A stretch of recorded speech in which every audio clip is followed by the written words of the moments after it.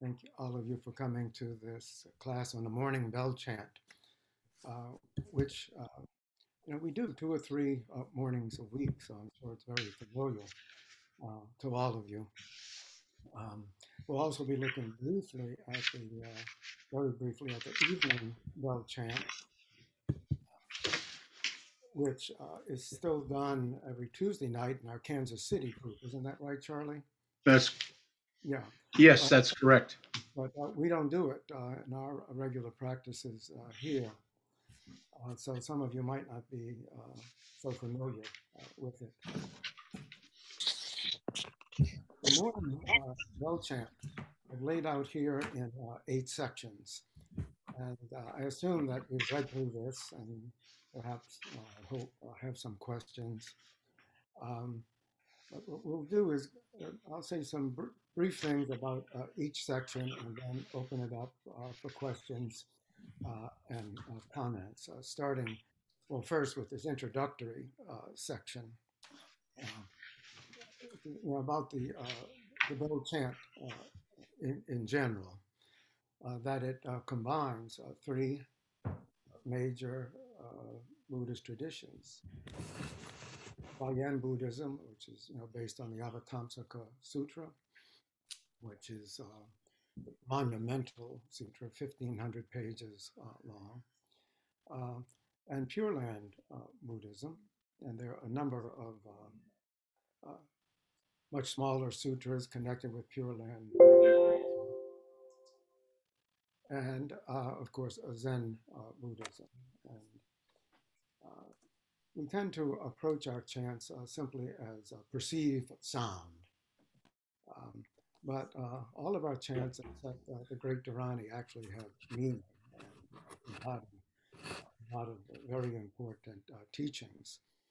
And well, some scholars think that the Great Dharani actually has meaning too, and 3 or 4 possible translations have been published, and nobody likes any of them really. So we can regard that as the only chant that we do that is pure sound, mantra, or Dharani simply means like a very long mantra.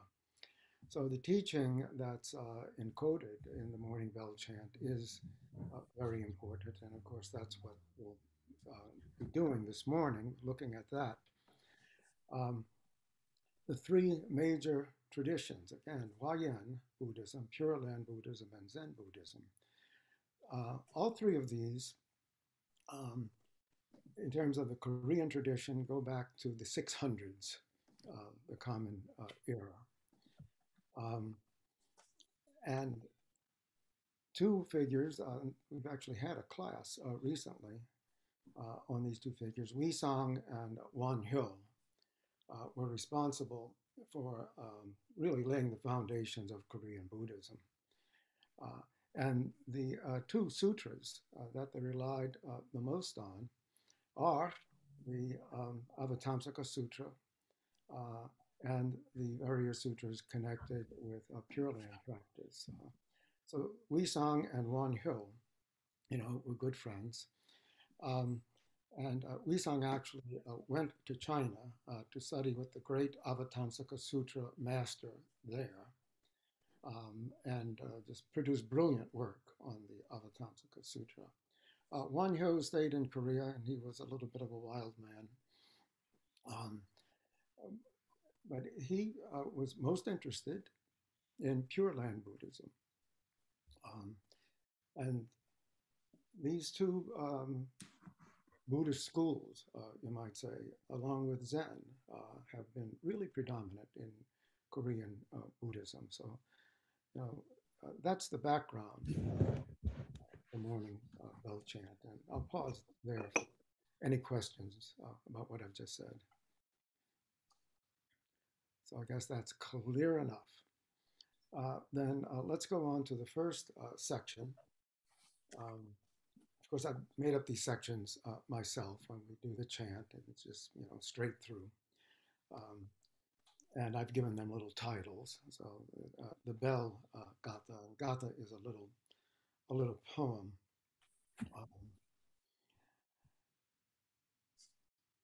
And this it begins with the word vow. Uh, one cha, one cha, dong song, vowing this bell sound. And the spirit of vow, I think, permeates the entire chant. Um, I mentioned that I showed this first section to a Taiwanese monk. I forget where I met him. It may have been in Taiwan, but I don't remember. And for some reason, I showed him, the Chinese text of the morning bell chant, and he said that opening gatha is something he learned as a child, and he was taught to recite it every time he heard the sound of a bell. And of course, sounds of bells were much more common uh, in other cultures than they are in our culture. I guess we still have church bells ringing. So, you could recite this every time you hear a church bell ringing. I suppose you'd be part of a long tradition. Um, but the idea is that the sound of the bell uh, wakes you up and wakes up the whole world. It's sort of a summons, to pay attention to this world, to what's happening right now. So I'd like now to look at the evening bell chant again because it's um, not been done in the Kansas Zen Center for 2 years. So I'm going to chant it now, and it's very short, and just follow along. Um, Munjang Song Bune Dan Jie Jang Boy Sang Yi Jiok Chul San Wei Wan Su Do Jung Se A Jiok Jinom Om Garajya Sabah Om Garajya Sabah Om Garajya Sabah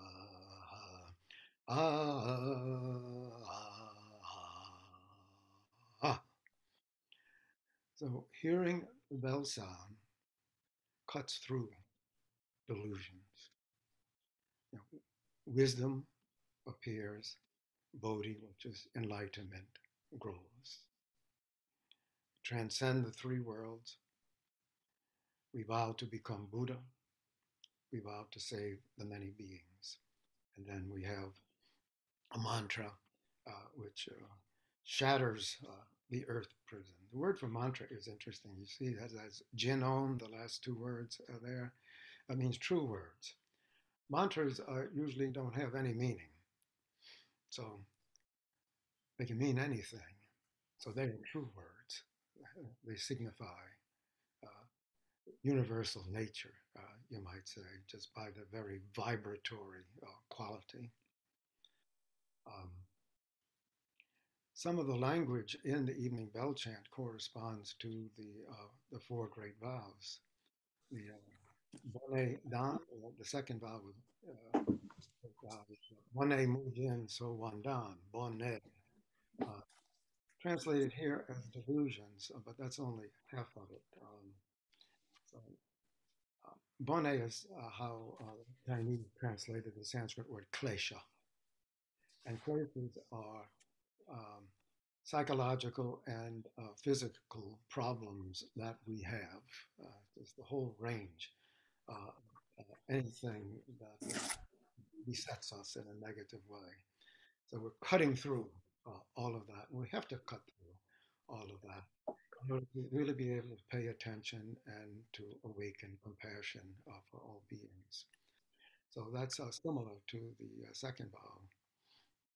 And Wan Song Bo vow become Buddha, and Dojung Sang also appear in the four great vows. So anyway, that's the evening bell chant. I thought it should be mentioned anyway, in connection with morning bell chant. I'll pause there to see if there are any questions. So probably the next time any of us hears the sound of a bell is at practice because uh, unless the ice cream truck is going by, we don't hear many bells. So it might be a good gatha to keep in mind. So that's the first section also of the morning bell chant, and I'll pause questions on this first section. We just talked about gatha expressing a vow, save all beings, and it's also a metaphor for our own practice and the practice of opening our minds. Then let's go on to section 2, which is very short. It's simply entitled Vairochana. So Vairochana is Sanskrit for the illuminator. And as I say in the commentary, Vairochana is a Buddha of light, that he radiates light constantly as a quasar, and every photon contains countless Buddhas. So he's a cosmic Buddha, and he's the Buddha who presides over the teaching of the Avatamsaka Sutra. So he's introduced at the beginning, and he's there, but he never says a word in the 1,500 pages. He's just there as a great cosmic presence. And countless Buddhas and Bodhisattvas, come forth from all over the universe, to make their speeches, and that's how the Avatamsaka Sutra is structured. And we'll talk a little more about the Avatamsaka Sutra in the next section, but I'll pause here. Any questions about Vairochana? He's the Lotus World Master, the Great Love, Holy One. He's pretty much what we call God, but it's hard to transpose from one culture to another. And I don't want to push that Vairochana is simply God with a capital G. He's Vairochana in his own tradition. And certainly a primordial Buddha, a root Buddha.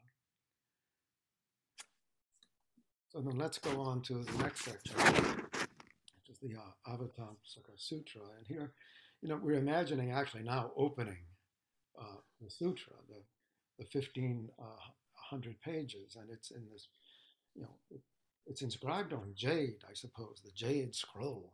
That's kind of interesting. And it's in a cornelian case, which is a gem, a gemstone, opening it. And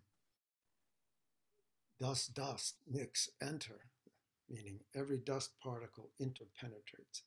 We would say every subatomic particle interpenetrates every other particle.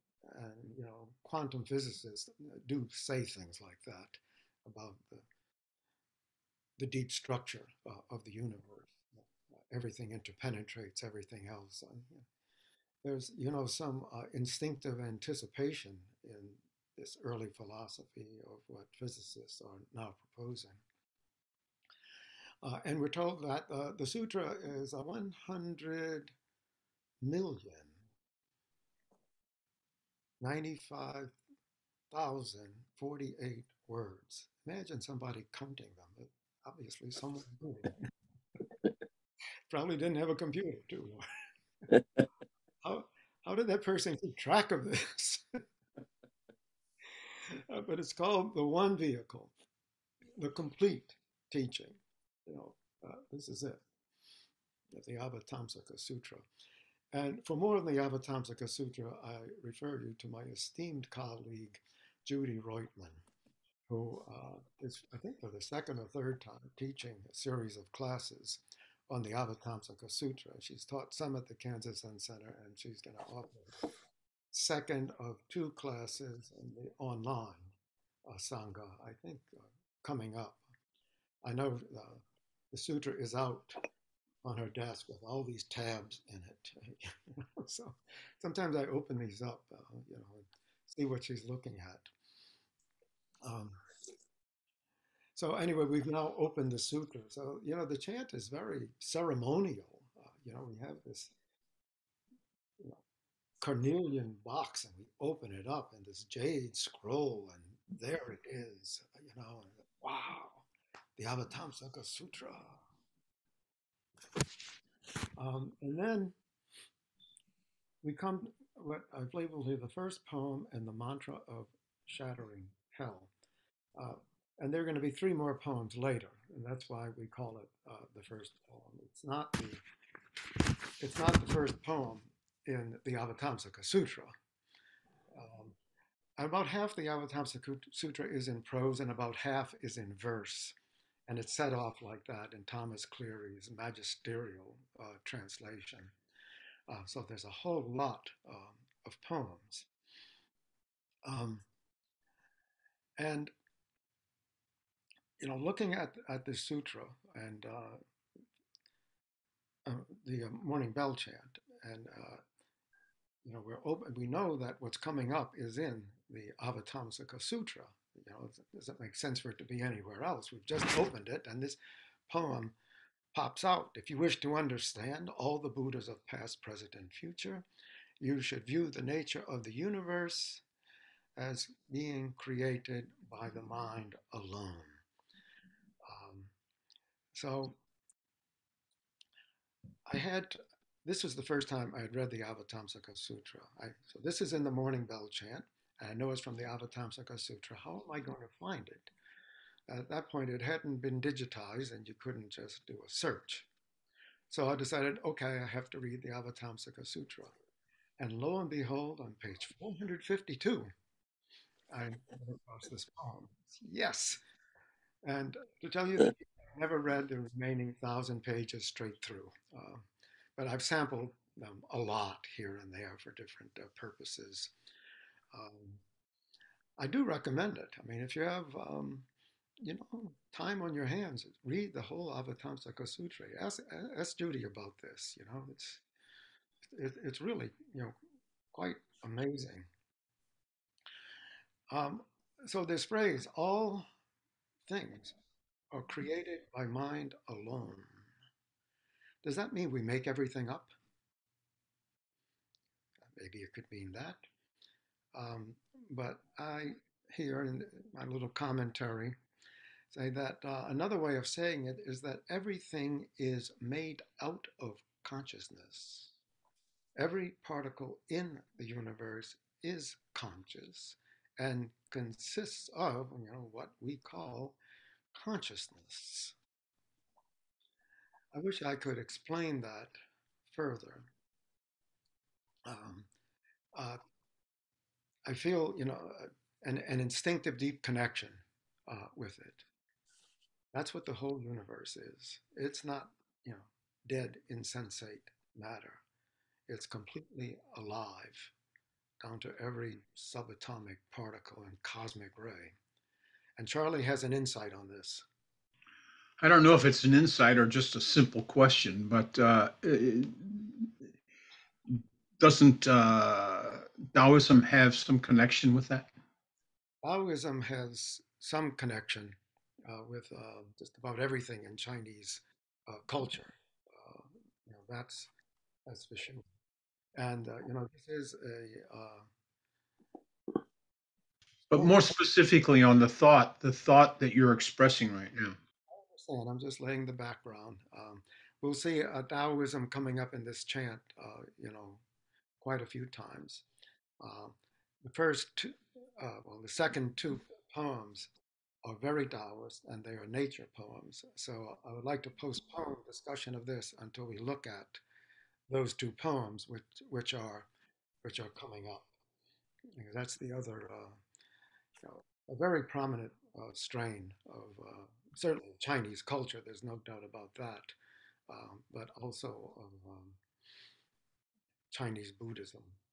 Uh, It comes up again, very obviously in the ox herding pictures and poems. I taught a class on that once, and that document is Taoist all the way through, without a doubt. And it uh, pays to become, familiar with Taoism.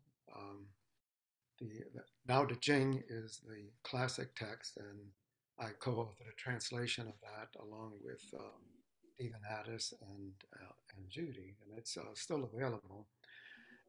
It's certainly one place that you can get all of Taoism in 80 pages or so. You know, it's in a kind of verse form. Um, yeah, Zen Master Sung San used to say, Buddhism and Taoism get married, have a baby, Zen. A lot to that. you know, this may be another one of the babies right here. Hey, Stan. Yes. I'm sorry, could I just want to ask, so you're saying, if I understood what you just said previously correctly, that uh, every particle is completely alive. I'm reading from my notes, and yet is also created by the mind alone. Are Yeah. those two Yeah. correct? Yeah. Consciousness is the whole universe, is another way of saying it. And every particle is, in some sense, conscious. Sorry, are we doing questions now or later? At the end of each section, I think we've done everything I have to say on this section. Then can I ask a question about that same subject? If every particle is conscious, then what is the meaning of sentient and non-sentient? Yeah, sentient beings are aware of their being. The What I'm proposing about particles is that they are the very stuff of consciousness, which does not necessarily mean that they have self-awareness. You see the possible distinction there? So we say sentient beings are numberless. We vow to save them all. Why don't we talk about non-sentient beings? We never do. Are there any? If you exist, are you in some sense conscious? Okay, this is not a settled issue. It's something I'm proposing. And you raise a very good point, of course. I much prefer to think of everything being composed out of consciousness, which doesn't, it's not the same as saying we make up everything, but maybe we do. You might tuck that away too. If you made it all up, you're responsible for it, whether you think it's alive or not. Okay, so let's go on to the next section, which is Amitabha. The first part of this, we've had Vairochana. So this is, in some sense, the second part of the morning bell chant. And we have Amitabha. The etymology of Amitabha is A is a negative prefix. Mita is measure, very much like that word meter, same Sanskrit, Indo-European root.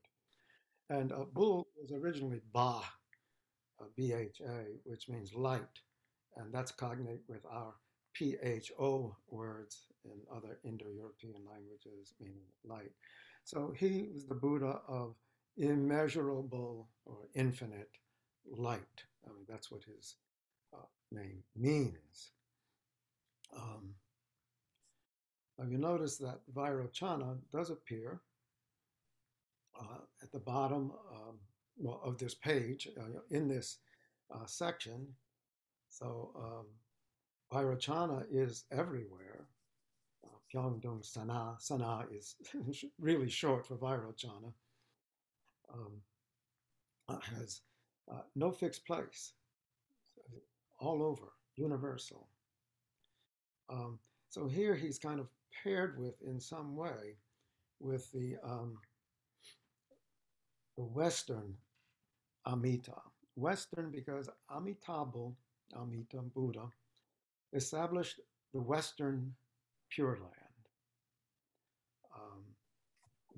The Sanskrit word for that is Sukhavati, where Sukha means sweet and real nice, kind of like sugar. It actually is the same, Sukhavati. And as I said, there are a number of minor, you have to say, sutras, all called the Sukhavati this or the Sukhavati that, but not a real strong, scriptural background, really. Um, the Western Pure Land. It's as a, Pure Land is the translation of this Sukhavati, and it's not a terrible translation, but don't say what it's all about, really. It's a land of just complete joy and happiness. You know? So I'm not sure how it was named this in English. I've never been able to find out. Eileen, you like to look things up. Why don't you find out for me, okay? why we call it the Pure Land that he presides over.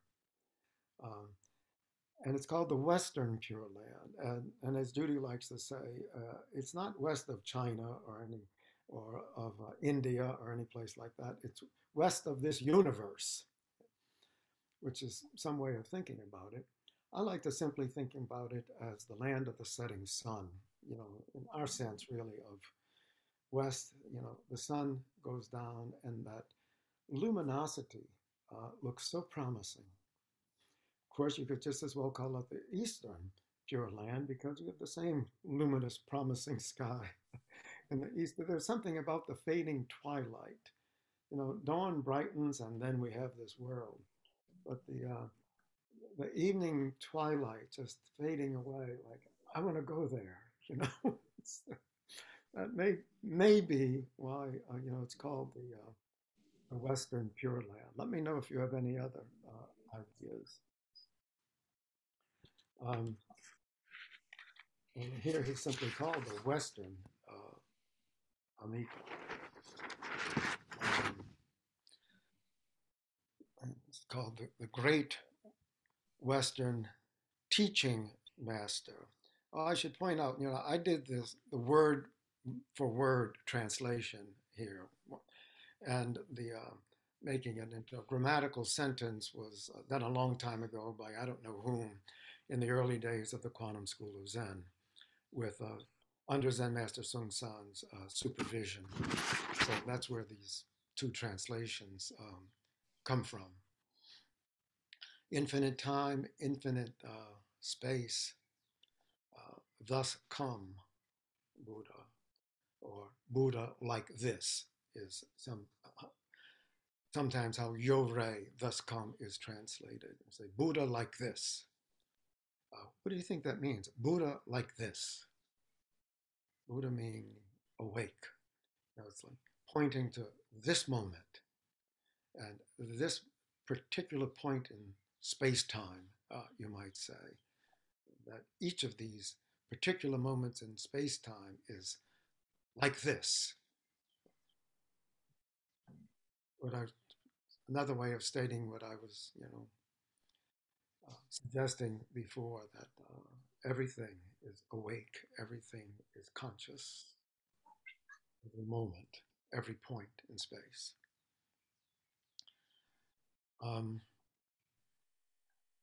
We also have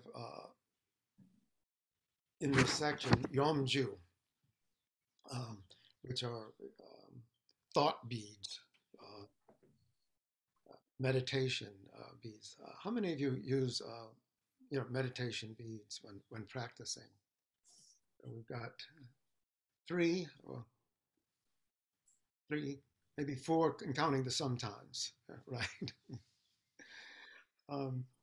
I find them very useful myself.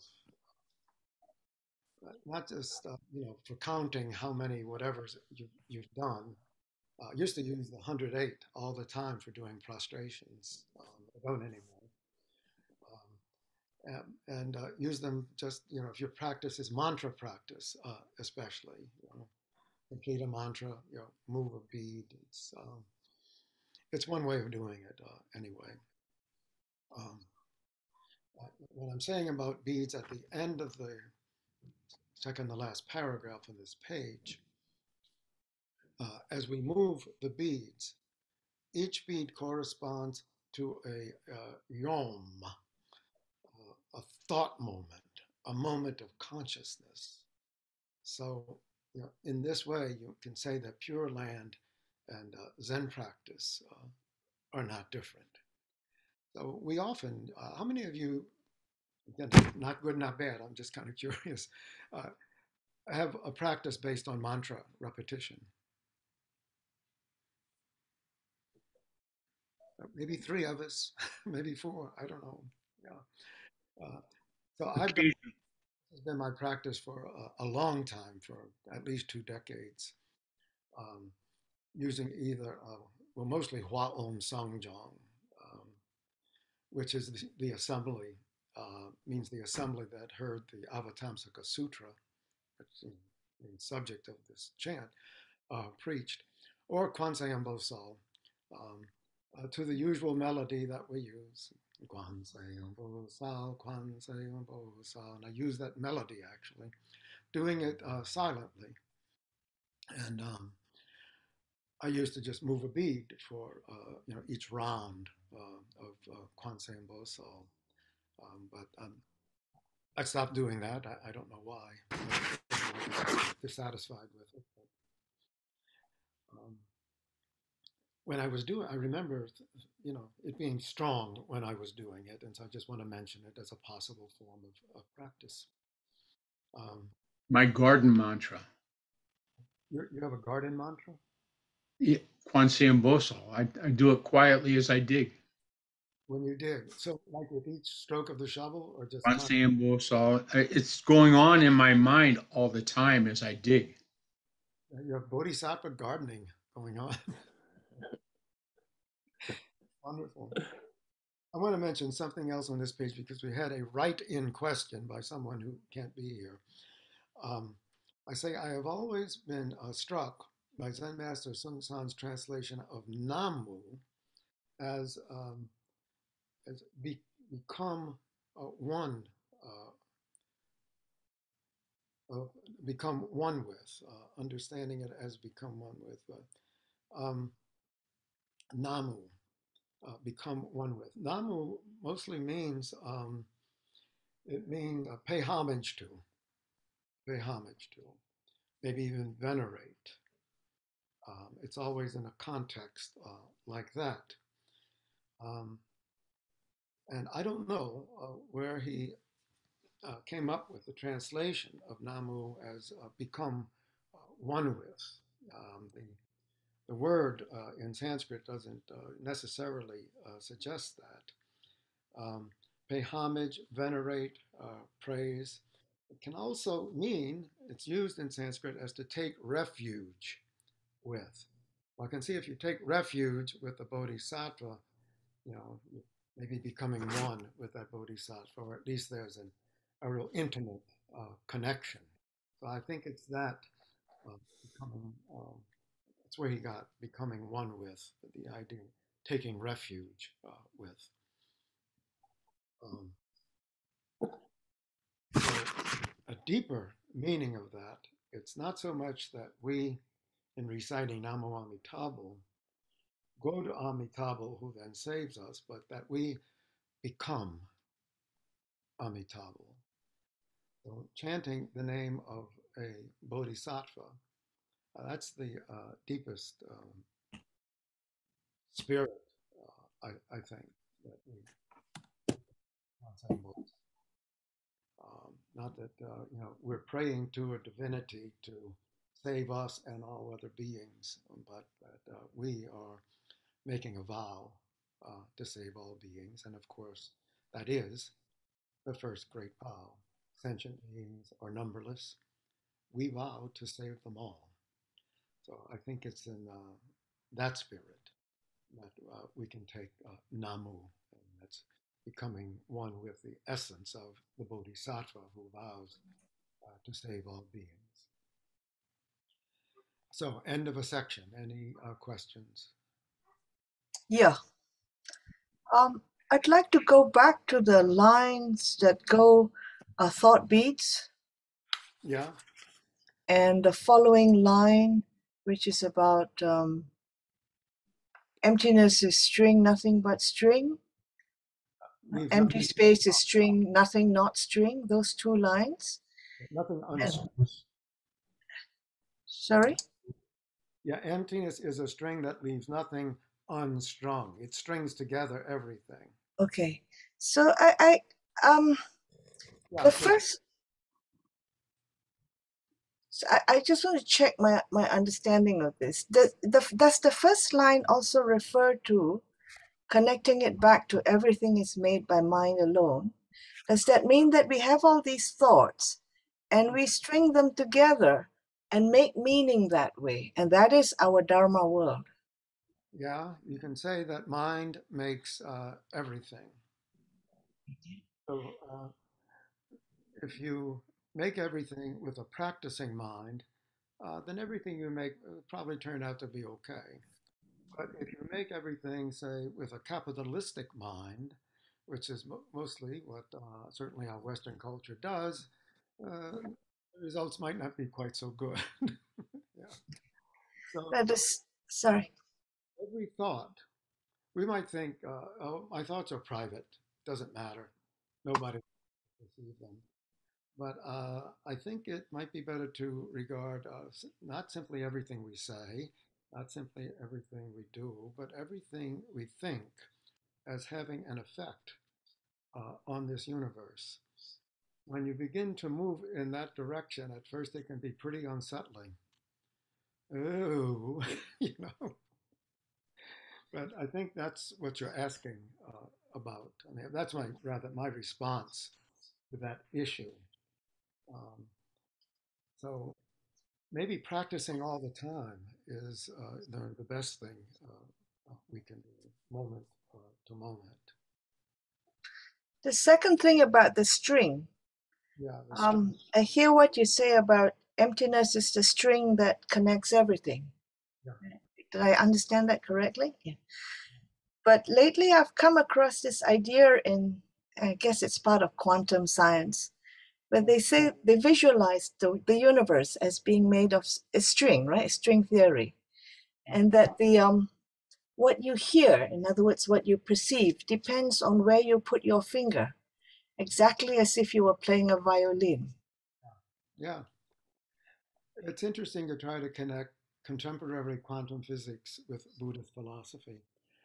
It's certainly not anything we can get into now. Um, maybe sometime get together a class on that, but I don't know if it's really going to lead anywhere. Uh, to say it's a fascinating notion, and I'd like to leave it at that for right now. Okay, so thank you.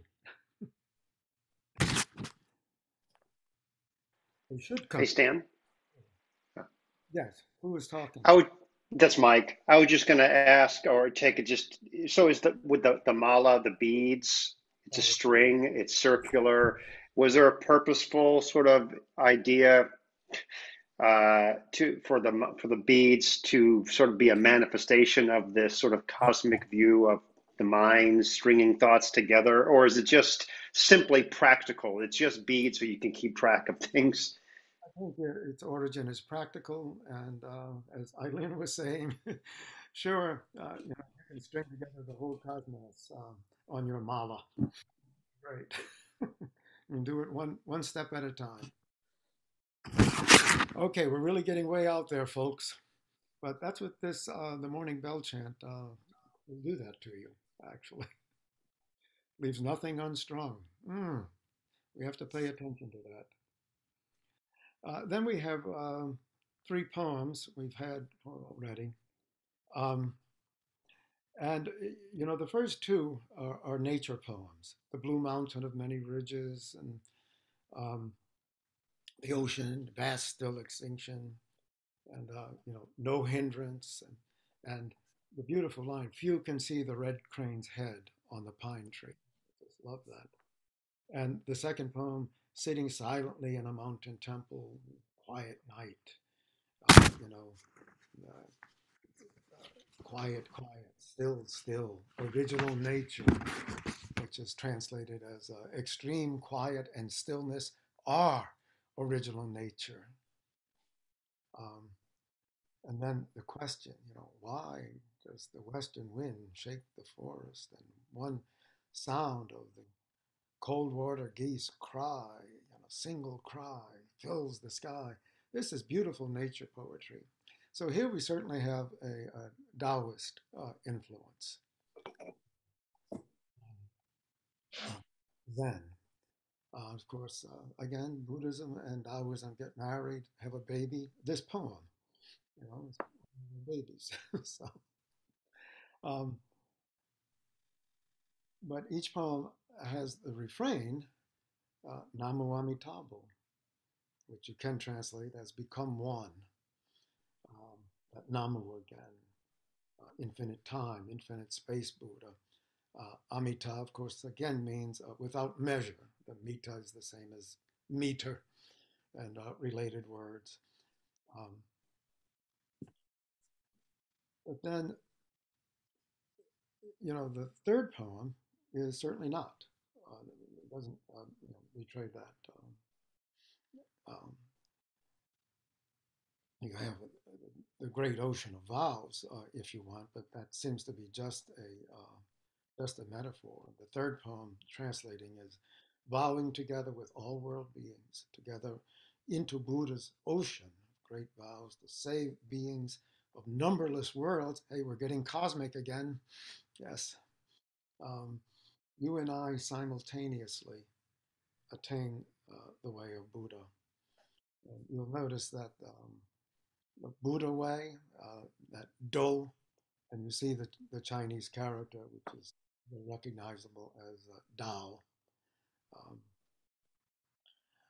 Again, really Taoist influence, even in this poem, though it's not so explicitly a nature a nature poem.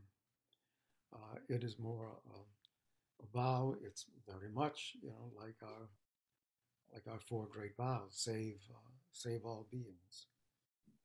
Um,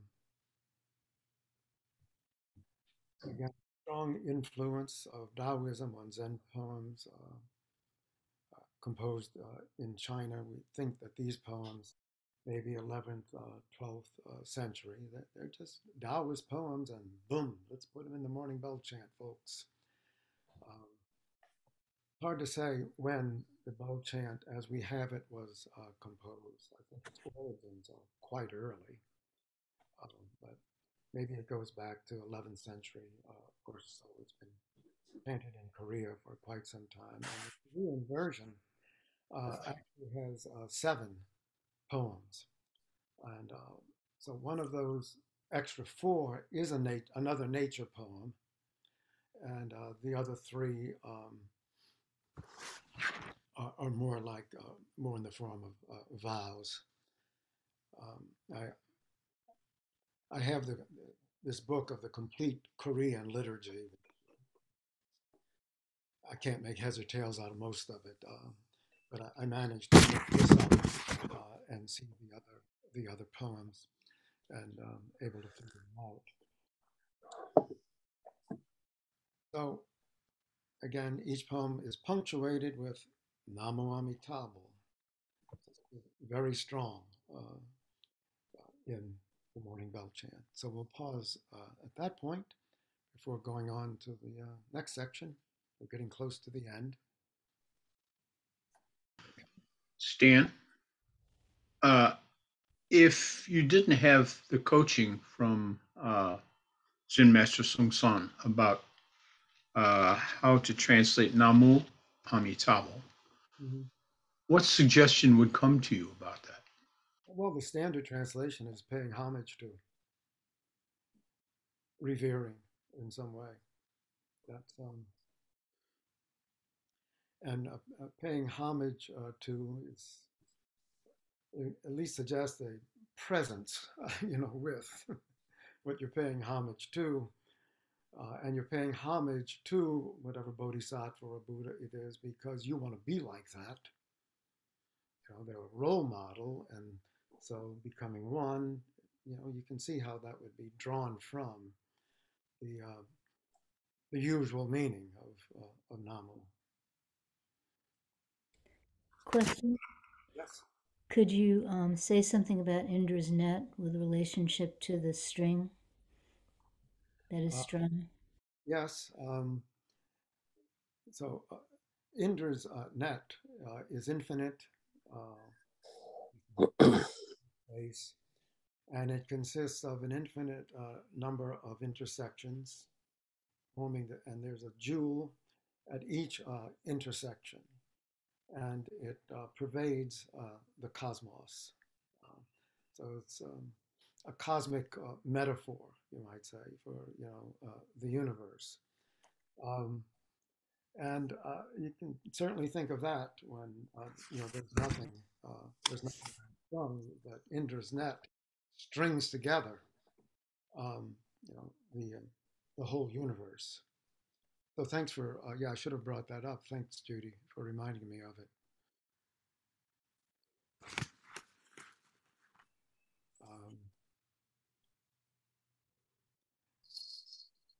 Then let's go on to. Hey, Stan. Stan, sorry. Yeah, I had a quick question, if I may. Please. I just rereading the first two of these three poems. Yeah. They're either in the text, they're either asking a question or kind of making a challenge.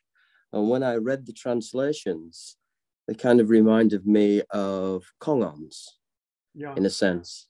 So can we see them in that way, or am I just looking at it? One line of this chant as being used as a koan, if you want. Okay. What kind of question would you have for any one of these poems? You could say, "Why does the western wind shake the forest?" So I ask you, right.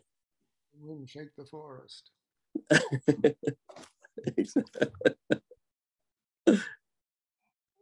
Yeah. This the morning bell chant would be a good source for kongans. Yeah, maybe I'll start doing that.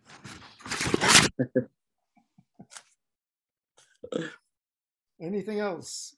I'm sorry I miss questions sometimes on my screen. You all keep changing places, and I don't see you.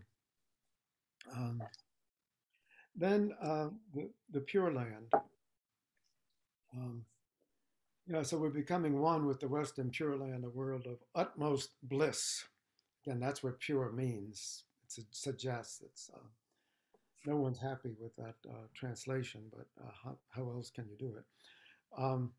So we have the 36,119,500 names, and they're all the same name. So one will do just as well as 36 billion, like names of Amitabha. And I don't know what to say about that. It's always just struck me as really over the top, and I don't know the source of it. But it's cosmic, and I think that's what it's suggesting more than anything else. And just like the line, this Buddha's body is long and wide, the second line on page 10. No limit. And this gold color just shines, pervading the whole Dharma world, pervading the entire universe. So we're becoming very cosmic now. And then there's a reference to the 48 vows that Amitabha made to save all sentient beings. And then more metaphors for how universal, here this Buddha is, and talking about the Buddha fields that are like the Ganges, innumerable grains of sand, and the infinite moments in all time. So not just space, but time as well, infinite, no limit, extreme number. And then I always laugh when I chant this part. I don't laugh out loud, but I smile. Rice, hemp, bamboo reeds, no limit. Extreme number. I mean, it does have the infinite moments and all time and space, and then the countless blades of grass. Rice, hemp, bamboo, reeds, no limit, just a whole lot. Then we have another number, which is even bigger, 360,119,000, 500 names of Buddha, and they're all the same. No matter what you call them, it all is pointing at the same universal Buddha who is Deja, Devi, great love, great compassion, a great teacher. And so concluding that section with homage to the golden Tathagata Amita Buddha. So again, that is the Buddha who creates and presides over the pure land that's west of this universe. Hope to see you there someday. Then there's a concluding mantra, which I really like. Bon Shem Mi Myo Jinon. Jinon is the common word for mantra, and it means true words. And here the words are true. They really are words that introduce Jinon, the original Mind Sublime, but the Danyata Omaridara Sabaha, that's not, those words have no dictionary meaning. I like the word myo because it's Gong Myo was my 5 precept Dharma name, Gong Myo, empty mystic. I really like being an empty mystic. And now what am I now? Hae Kwang, wisdom, light. Yeah, I'd rather be an empty mystic. That's what it used to be. Okay. So I have, some concluding notes. This note of Amitabha's Western Pure Land is a spiritual realm, sometimes called a Buddha field, this bulchal, but that chal can mean other things. And in the Huayan Sutra, now we're going back to Vairochana and all of the Buddhas and Bodhisattvas he presides over. Innumerable Buddhas preside over Buddha fields, and all of these Buddha fields interpenetrate each other, and they're innumerable. The line that we read about rice, hemp, bamboo, reeds, which I find humorous, is a kind of vivid way of expressing it. But they all reduced to the same. So Vairochana, Amitabha, which one do you like? All Buddhas are all the same Buddha. And concluding remarks, all of these Buddhas and Buddha fields are nothing other than our own minds.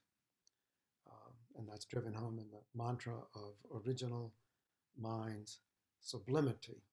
And that mantra recalls line earlier in the chant, all things are made by mind alone. And Zen practice is a deep investigation of the mind. Buddhism takes mind as its foundation. Mumun says that in the prefatory poem to the Muman Kwan, the 48, the collection of 48 Konghans. I've always liked that. Buddhism takes mind as its foundation. So the morning bell chant is one of the expedient means that we use to instill all of the various teachings of Buddhism. And we get it into our body minds. That's the great thing about chanting. You can't help but it's going to interpenetrate. It's going to just sink in. So I really encourage everyone to learn what our chants mean. The interlinear translation of the morning bell chant that's in our little chanting book is exactly the same as the interlinear translation here. And I did both of those, I think. I certainly put it into the into the chanting book that we have. So you have the meaning right there, right in front of you if you're using the chanting book. It's when you have the chant memorized that it becomes harder to remember what you're chanting. And paradoxical. So you might want to, even if you know it by heart, for a while, look at the meaning of the chant in the chanting book, and let it sink in.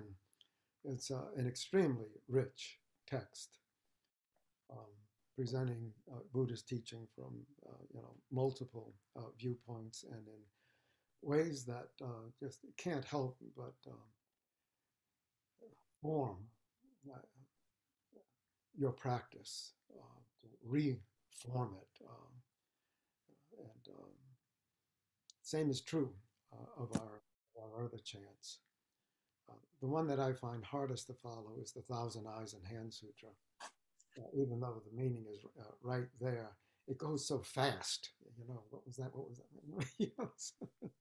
But that's worth a try too, to at least get some of them that you really know, and they hit you. And of course, we do the Heart Sutra in English to make sure that we get the meaning there. We have a question? Yeah, I was just going to ask, could you say a little bit about the cadence or the melody of the chant? Whether there's, and what you just said, actually, because you're right, some chants like the Great Dharani have such energy and they're driven really quickly, it feels like, but this is more melodic. And I know that the thoughts, the quote sentences don't correspond to the melody patterns. Like there'll be overlap. Part of a melody of a thought continues and wraps into the continuing melody. So it's not like it's in chunks. That's true. Yeah. I think it should take about 15 minutes to chant the morning bell chant. Judy, what do you think about that? About 15 minutes, I think she would agree. We've been doing it a little too fast, I think, at Kansas Zen Center. Or rather, some would say a little too slow. So people disagree about it. If you're doing it solo, do whatever pace is most meaningful to you. When you're doing it with a group, well, that's it. That's what you have to do. But if you have the chanting book with the meaning in front of you, even though you know the chant itself by heart, I think that helps. I think that our chants that have meaning, I think we should learn the meaning and chant it in such a way that it really sinks in and informs our practice. And I don't know if all teachers would agree with me on that. You certainly can receive world sound, whatever the chant is, even if it has meaning, and that's a valid practice. I'm suggesting this as another way of doing it, I suppose. Any other questions? Me. Yes. So that the last part of the morning bell chant, the part where there is those rich descriptions of basically immeasurableness. Yeah. And then the multitude of reeds and so on and so forth. Yeah. Is that evoking an image of no matter where you go, no matter what you do, you cannot leave the body of the Buddha? I think it has that suggestion for you. Does it? Yeah, it kind of also harks back to and this has nothing to do with the morning bell chant, a story in The Journey to the West, the famous monkey god. Yeah. Who misbehaves, right? Yeah. And then so Amitabha appears and says, okay, if you can get off my hand, yeah, I'll grant that you're the great sage equal to heaven. So the monkey god says, no problem. And he takes off and and then he comes to these great pillars at the end of what he thinks is the world. Yeah. And he says, okay, right here, I'm going to take a pee. And it turns out that that's the base of the finger. Right. So he hasn't left the hand. Yeah. Well, that's a good image. So everyone has different experiences with every chant, I think. I'm not prescribing this method. I'm suggesting it, though, as something you might want to try, and that for me it's been extremely helpful. For years I chanted this when I first started practice, with no idea of what it was, and I had it memorized before I started to study it. But it has been meaningful for me, and at the very least, just studying it and learning the teachings that are involved, even if you just learn them for a class or as a result of a class and you don't remember them specifically when you're chanting, I think even that has some value. So I hope it proves to be so for each of you. Anything else? We're right exactly at 1 hour and 1 minute. So I'm going to say, stop the recording. Maybe I can stop the recording.